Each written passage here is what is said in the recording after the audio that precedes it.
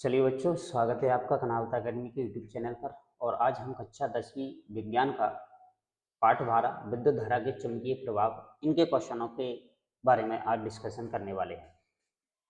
तो इसमें बात की जाए विद्युत धारा के चुंबकीय प्रभाव में, इससे पहले हमने 11वां चैप्टर पढ़ा था विद्युत करंट इलेक्ट्रिसिटी। किस तरीके से किसी चालक तार के अंदर धारा प्रवाहित होती है, प्रतिरोध क्या होता है, विभव क्या होता है, विभवांतर क्या होता है, इसके बारे में हमने डिस्कशन किया था। अब बात आती है विद्युत धारा का चुंबकीय प्रभाव का। मतलब जब किसी तार के अंदर विद्युत धारा प्रवाहित की जाती है तो उसके अंदर चुंबकीय क्षेत्र उत्पन्न होता है, मतलब चुंबकीय प्रभाव प्रदर्शित होता है। तो इसके बनलाइन क्वेश्चनों की आज हम आपसे चर्चा करने वाले हैं। पिछली क्लासों में भी हमने आपसे इस बाकी के जो चैप्टर हमने कंप्लीट कर चुके हैं उनके भी सारे क्वेश्चनों को हम बनलाइन क्वेश्चनों को कंप्लीट कर चुके हैं। आज की क्लास के अंदर हमारा चैप्टर 12 है। तो बात करते हैं। देखो, सबसे पहले हमसे पूछा जाता है, क्वेश्चन की बात की गई, किसी चालक तार में विद्युत धारा प्रवाहित करने पर उसके चारों ओर चुंबकीय क्षेत्र उत्पन्न होता है। इसी को अपन चुंबकीय क्षेत्र का प्रभाव कहते हैं। मतलब इसको हम बोले तो विद्युत धारा का क्या कह देते हैं, चुंबकीय प्रभाव कह देते हैं। क्लियर बात। तो देखते हैं क्वेश्चन इसके अंदर। दूसरा बनता है कि विद्युत धारा का चुंबकीय प्रभाव क्या है, चुंबकीय क्षेत्र रेखाएं क्या हैं, इनके बारे में हम थोड़ा थोड़ा सा आज देखने वाले हैं इसके अंदर।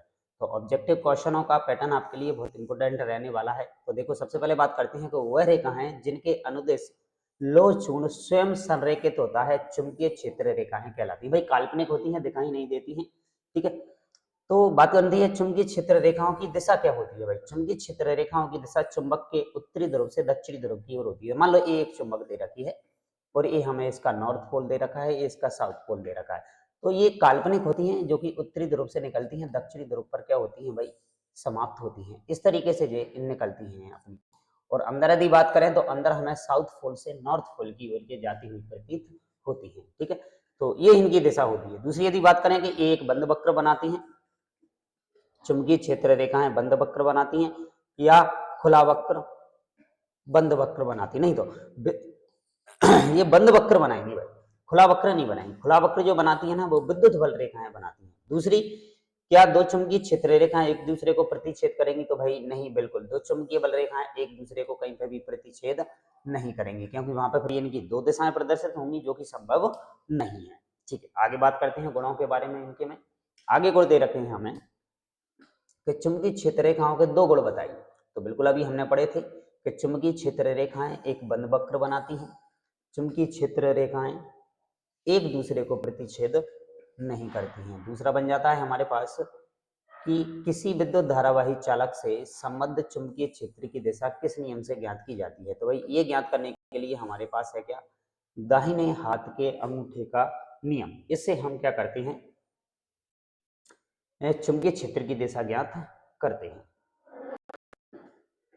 नेक्स्ट, दाहिने हाथ अंगूठे का नियम क्या है भाई। दाहिने हाथ में जब हम क्या करते हैं, विद्युत धारावाही चालक तार इस प्रकार से पकड़ते हैं कि अंगूठा विद्युत धारा की दिशा को और संकेत करता है, और अंगुलियां जो है ना, वो चालक के चारों ओर चुंबकीय क्षेत्र की दिशा को प्रदर्शित करती है भाई, ठीक है। आगे आ जाता है हमारे पास कि पास पास लिपटे विद्युत रोधी तांबे के तार की बेलन की आकृति की अनेक फिरों वाली कुंडली को हम धारावाही परिनलिका कह देते हैं भाई। धारावाही परिनलिका का मतलब यही है कि यदि किसी तार को अनेक फेरों में लपेट दिया जाए तो उससे जो कुंडली बनने वाली है ना, उसी को हम बोल देते हैं क्या, धारावाही कुंडली। नेक्स्ट बनता है कि किसी परिनलिका के भीतर सभी बिंदुओं पर चुंबकीय क्षेत्र क्या होता है, समान याद रखना है, ठीक है, या असमान होता है भाई।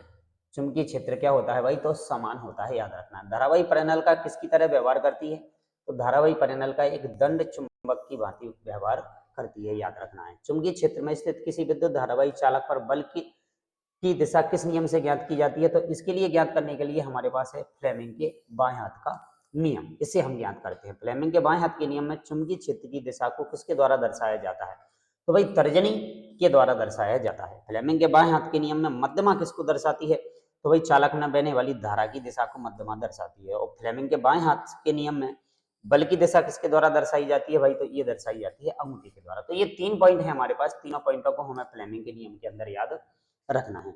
नेक्स्ट बन जाता है क्वेश्चन हमारे पास अगला कि हमारे घरों में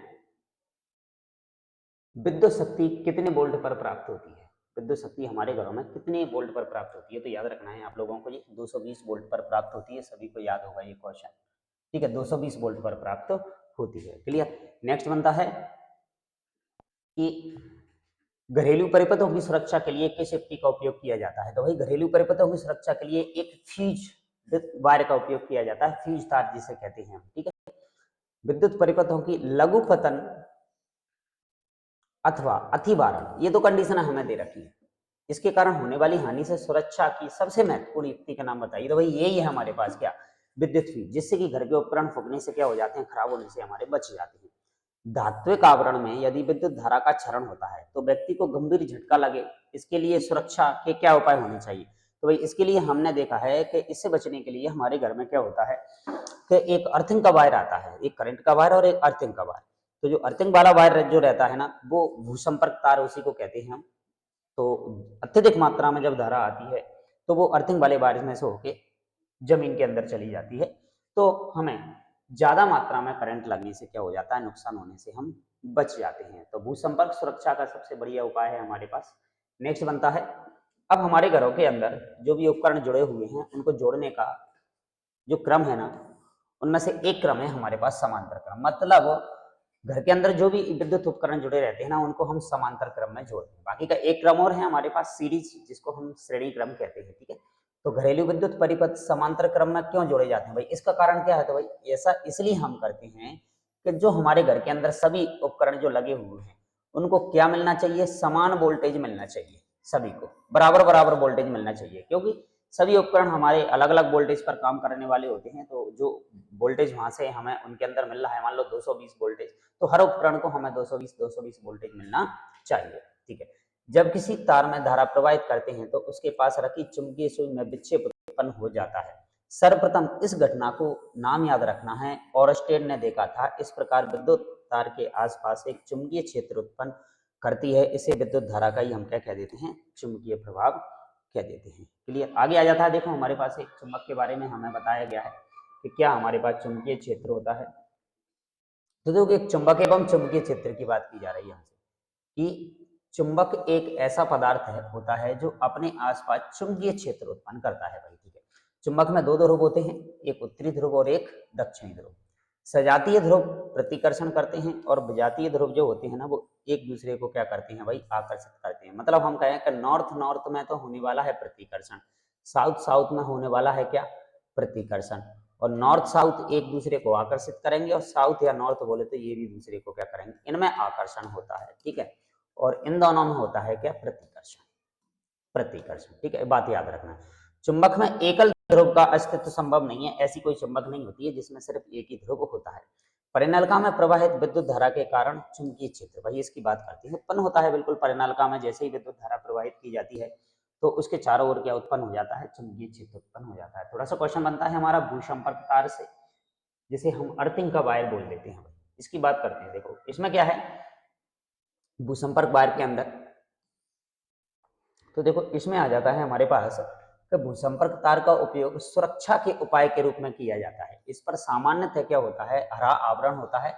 किसी विद्युत उपकरण के धात्विक आवरण में यदि विद्युत धारा का कोई क्षरण होता है, हानि होती है, तो उपकरण से जुड़े जो भूसंपर्क तार के कारण उपकरण का विभव भूमि के अंदर विभव के बराबर होता है, तो जमीन के विभव के बराबर हो जाता है और उपकरण के उपयोगकर्ता को विद्युत आघात या झटका नहीं लगता है। भूसंपर्क तार नहीं जुड़े होने से उपयोगकर्ता को झटका लग सकता है, जिससे उसको बहुत ज्यादा नुकसान हो सकता है।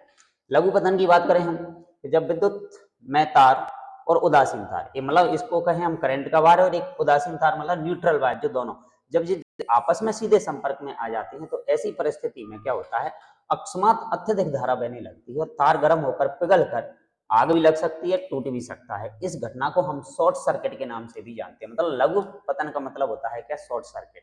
तो दोनों तार जब, एक अर्थिंग का वायर और एक करंट का वायर, जब न्यूट्रल वायर जब आपस में मिल जाते हैं ना, तो शॉर्ट सर्किट हो जाता है। इससे बचने के लिए हमें उचित क्वालिटी के तारों का उपयोग करना चाहिए और साथ में घर में फ्यूज वायर का भी उपयोग करना चाहिए। नेक्स्ट आ जाता है फिर हमारे पास क्या, अतिभारण। इसकी बात करते हैं भाई, अतिभारण क्या होता है, ये क्वेश्चन भी हमसे बहुत एग्जाम में पूछा जाता है, अतिभारण क्या है। देखो अतिभारण की यदि बात की जाए तो जब किसी परिपथ में बहुत सारे उच्च शक्ति विद्युत उपकरण एक साथ चलाए जाते हैं, मतलब एक करंट का वायर खंभे से आया और उसके अंदर हमने बहुत सारे उपकरणों को चला दिया, तो परिपथ में अत्यधिक धारा बहने लगती है तथा परिपथ के तार गर्म होकर पिघल कर टूट जाती है। इसी को हम क्या कहते हैं? अतिवारण। और इससे बचने के लिए उचित मोटाई के तार का उपयोग और फीज बार का प्रयोग करना चाहिए। तो मतलब क्वालिटी हमें चेंज करनी पड़ेगी। एक फिक्स वोल्टेज, कितना वोल्टेज यदि कोई घर में उपकरण लगे हुए हैं तो ज्यादा मात्रा में यदि लोड बढ़ रहा है तो अतिवारण की समस्या हमें उत्पन्न होने वाली है। अब आता है हमारे पास चुंबकीय क्षेत्र उत्पन्न करने के दो तरीके बताइए।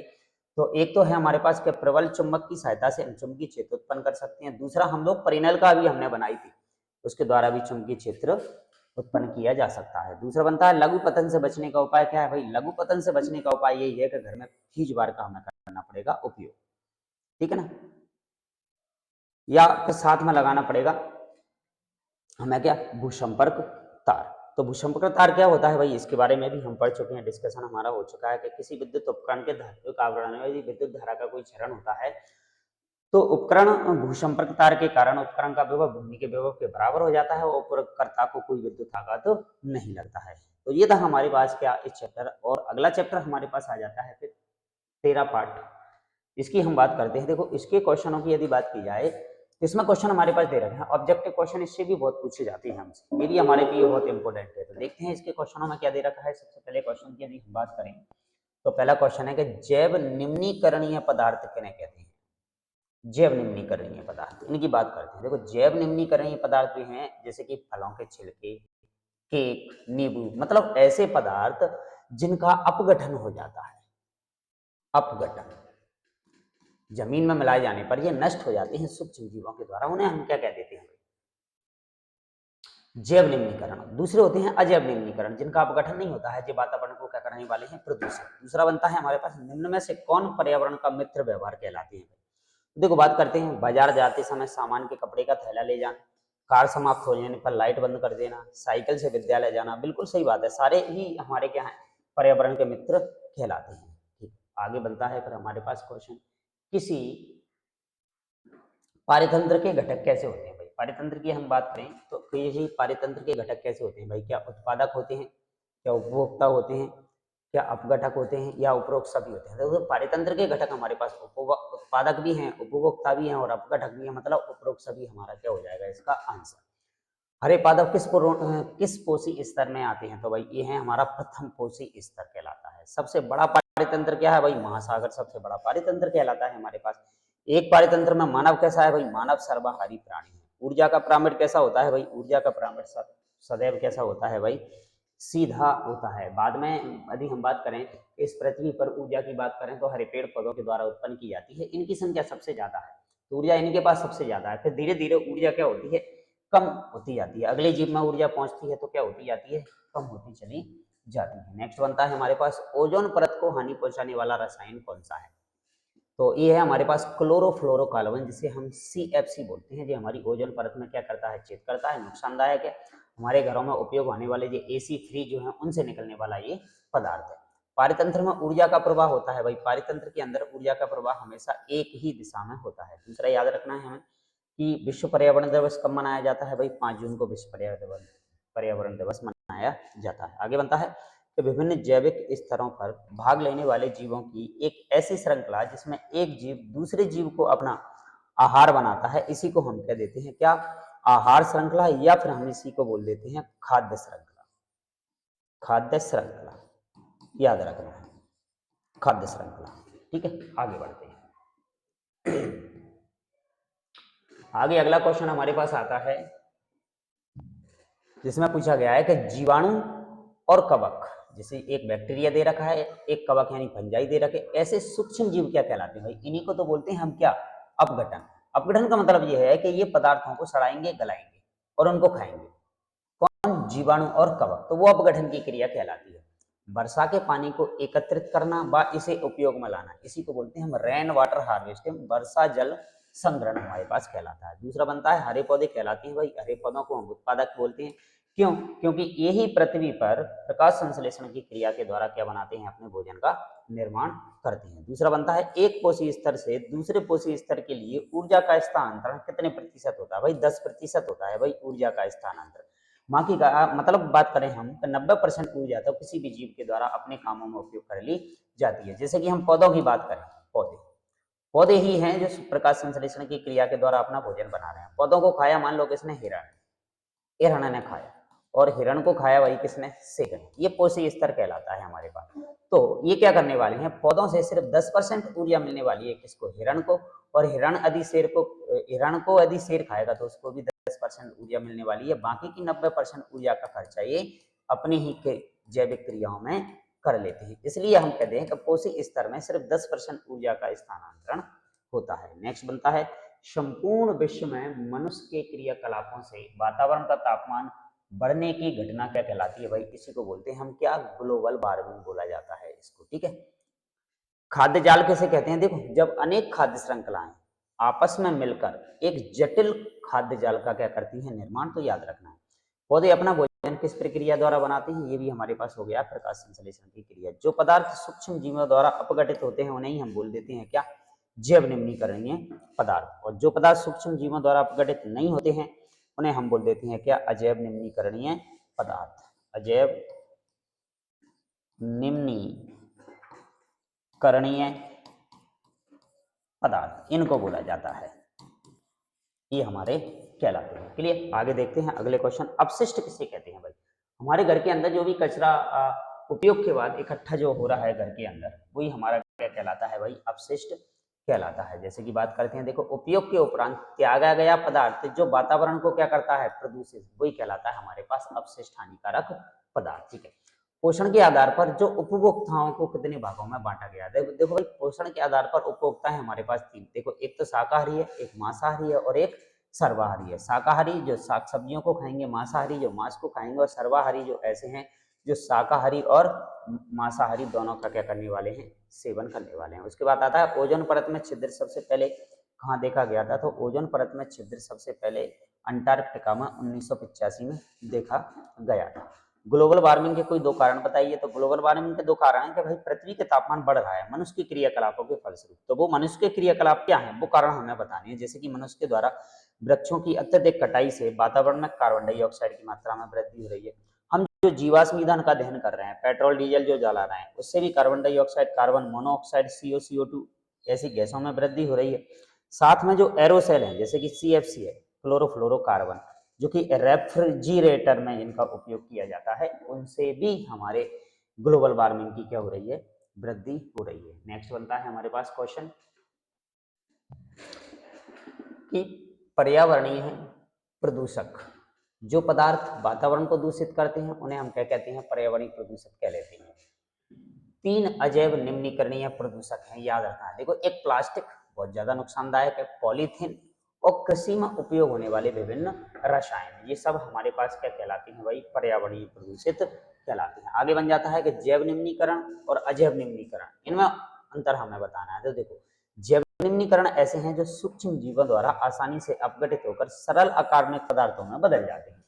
लेकिन अजैव निम्नीकरण ऐसे पदार्थ होते हैं जो अपघटित नहीं होते हैं, लंबे समय तक इस प्रकृति में बने रहते हैं और पर्यावरण को क्या पहुंचाते हैं, हानि या नुकसान पहुंचाते हैं। जैसे कि जैव निम्नीकरण में बात करें हम, जंतु वनस्पति के अवशेष हमारे, या फिर हमारे घर में त्यागा गया अपशिष्ट पदार्थ।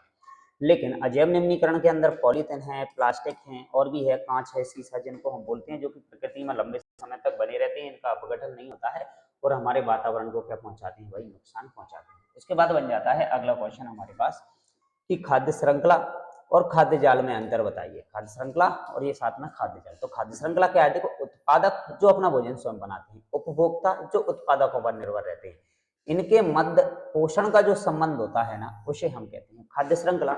और ऐसी अनेक खाद्य श्रृंखलाएं परस्पर जब मिल जाती हैं तो क्या बना लेती हैं, खाद्य जालनुमा संरचना बना लेती है। भाई इसमें हम बात करें तो जीव संख्या कम होती है। भाई खाद्य जाल के अंदर जीवों की संख्या क्या होती है, कम होती है, लेकिन खाद्य श्रृंखला के अंदर जीवों की संख्या क्या होती है, कम। लेकिन खाद्य जाल में जीवों की संख्या क्या होती है, अधिक होती है। मतलब हम ये बात करें कि खाद्य श्रृंखला में एक को खाने वाला एक ही होता है और खाद्य जाल में एक को खाने वाले क्या होते हैं, अनेक होते हैं। दूसरी हम बात करें, इसमें ऊर्जा का प्रवाह हमेशा एक दिशीय होता है और इसमें बहुदिशीय होता है। एक दिशा परंतु साथ साथ बहुदिशीय भी ऊर्जा का प्रवाह होता है। नेक्स्ट बनता है अम्ल वर्षा, क्या है भाई हमारे पास, तो हमारे वायुमंडल में हमारे क्रियाकलापों के फलस्वरूप जो हानिकारक गैसें उत्पन्न हो रही हैं, जैसे कि सल्फर डाइऑक्साइड, नाइट्रोजन के ऑक्साइड, कार्बन के ऑक्साइड, ऐसे जो ऑक्साइड गैसें जो है ना, वो वर्षा के जल के साथ क्रिया करके क्या बना लेती हैं भाई, अम्ल, और वही पृथ्वी पर बरसते हैं, तो हम उसे क्या देते हैं, क्या, अम्ल वर्षा। वे जीव जो उत्पादक द्वारा उत्पादित भोजन पर प्रत्यक्ष या परोक्ष रूप से निर्भर रहते हैं, उन्हीं को हम कहते हैं क्या, उपभोक्ता। और ये निर्भर रहते हैं किस पर,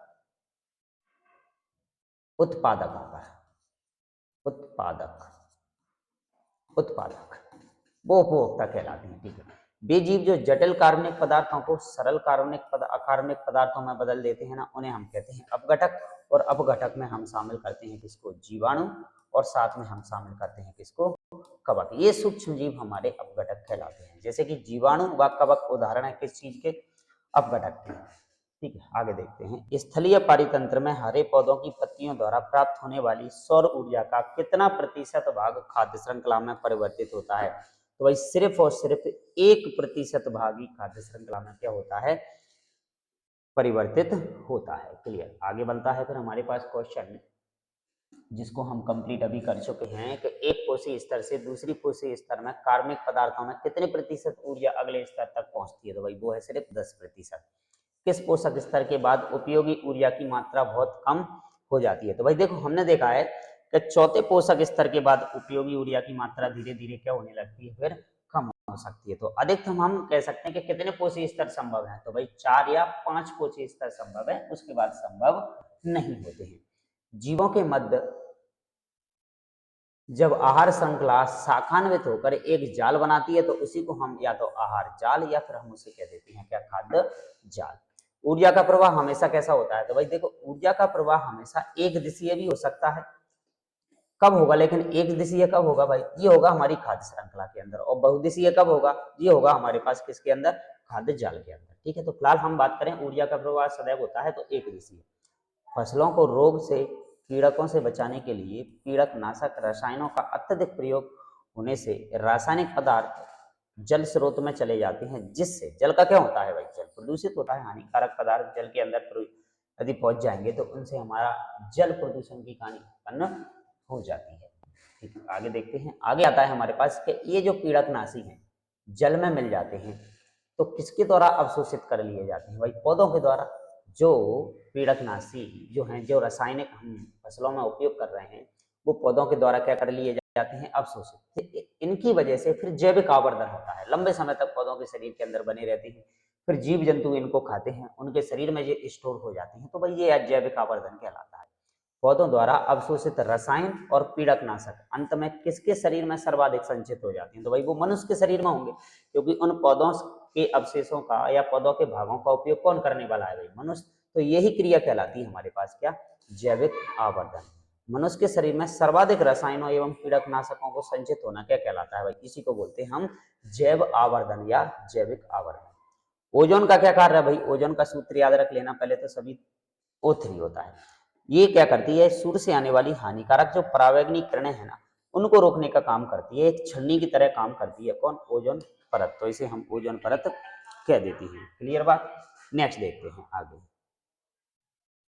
आगे आ जाता है हमारे पास क्या, O3 का निर्माण कैसे होता है भाई, तो ओजोन का निर्माण यानी मतलब O3 का निर्माण ऑक्सीजन की वजह से ही होता है भाई। ऑक्सीजन ही ओजोन का क्या करती है भाई, निर्माण करती है। ये समीकरण हमें दे रखा है। दूसरी बात करें 1980 से वायुमंडल में ओजोन की मात्रा में तीव्रता से गिरावट का कारण क्या है भाई, ये है हमारे पास CFC, जिन्हें हम क्लोरोफ्लोरोकार्बन कहते हैं। CFC का उपयोग कहाँ करते हैं भाई, तो रेफ्रिजरेटर और अग्निशमन में इसका उपयोग किया जाता है। CFC रहित रेफ्रिजरेटर किस सन में बनना शुरू हुए थे, तो जो 1987 के बाद बनना इनका क्या हुआ था, शुरू हुआ था, जिससे कि हमारी ओजोन परत को नुकसान ना हो। ओजोन परत से बचने के लिए हमने क्या किया है कि अब इस CFC की जगह पे हमने HCF मतलब और अन्य पदार्थों का उपयोग करना, HCF जैसे अन्य पदार्थों का, हाइड्रोफ्लोरोकार्बन ऐसे पदार्थों का उपयोग करना क्या कर दिया है, शुरू कर दिया है। तो ये थे क्वेश्चन आपके, एक बार आप इनको अच्छे से डिस्कशन करके जाएं, जो कि आपको एग्जाम में ऑब्जेक्टिव रूप में कहीं ना कहीं आपके लिए इंपॉर्टेंट क्वेश्चनों का पैटर्न रह सकता है। तो साथ में 2 नंबर के क्वेश्चन भी हमसे पूछे जाते हैं। तो इसी के साथ हमारा जो क्लास 10th का साइंस का जो 1 लाइनर क्वेश्चन जो चल रहे थे हमारे, वो क्या हो गए हमारे कंप्लीट हो गए हैं। ठीक है, तो अभी तक जो लोगों ने हमारी इस कनावत अकेडमी के चैनल को ज्वाइन नहीं किया है वो सभी लोग इनको ज्वाइन कीजिए और इसको सब्सक्राइब कीजिए, चैनल को लाइक कीजिए, वीडियो को लाइक कीजिए और बेल आइकन दबाना ना भूलिए, जिससे कि आपको आगे आने वाली क्लासें भी जो मिलेंगी ना उनका भी नोटिफिकेशन मिलता रहे। मिलते हैं अगली क्लास के साथ, अगले मैटर के साथ, तब तक के लिए बहुत बहुत धन्यवाद।